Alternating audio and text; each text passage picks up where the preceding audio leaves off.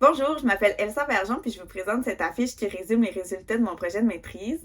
Donc, c'est un projet qui s'articule dans l'idée où on sait que les ados ont des besoins sur le plan de la sexualité puis on a de la difficulté à y répondre avec les ressources qui existent. Donc, on s'est demandé si l'intervention par la nature et l'aventure serait une bonne piste d'intervention pour soutenir la santé sexuelle des ados. On sait qu'il y a des effets positifs de l'INA par rapport à la confiance en soi, aux relations sociales puis au rapport à son corps et on peut les mettre en relation avec certaines dimensions de la sexualité holistique.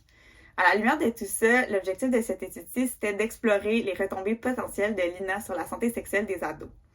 Pour faire ça, j'ai mené une étude de cas en contexte d'INA éducative. Donc, je suis moi-même allée en expé avec un groupe de jeunes. On est parti 4 jours en randonnée pédestre et en camping d'hiver en forêt québécoise.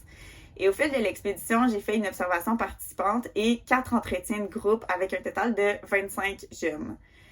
Les ados m'ont raconté leur expérience d'INA et j'ai fait une analyse thématique inductive de leurs propos qui ont tenus pendant les entretiens de groupe et j'ai utilisé les données d'observation pour contextualiser ces récits-là. Ça m'a donné les résultats que vous retrouvez dans le tableau juste à côté.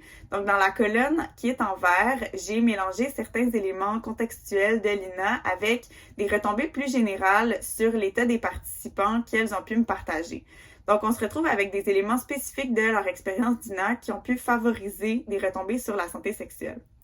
Pour ce qui est de ces retombées-là, elles se déclinent en 3 thèmes principaux, le rapport à soi, le rapport aux autres, puis le rapport à la sexualité. Dans chacun de ces thèmes-là, il y a des éléments plus spécifiques à leur santé sexuelle qui ont pu être favorisés par d'autres éléments spécifiques à leur expérience d'INA. Les flèches qui se retrouvent entre les différents thèmes, c'est des éléments qui ont été liés par les jeunes elles-mêmes, donc qui ont pu verbaliser dans les entretiens de groupe. Et les lignes pointillées, c'est des hypothèses que je me suis permis de poser en les appuyant par des études. On peut conclure donc que cette étude-ci, ça constitue des premiers pas dans l'exploration du potentiel de l'INA pour soutenir la santé sexuelle.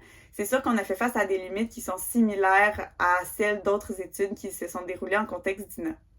On a quand même pu observer des retombées positives sur la santé sexuelle des participants, mais surtout, les participants m'ont partagé dans chacun des entretiens de groupe avoir vraiment apprécié ce moment-là pour discuter de sexualité et surtout de le faire en contexte d'INA. Donc, je pense que ça constitue vraiment un encouragement à mettre en place davantage de ressources sexologiques pour les jeunes et peut-être d'utiliser l'INA pour ce faire.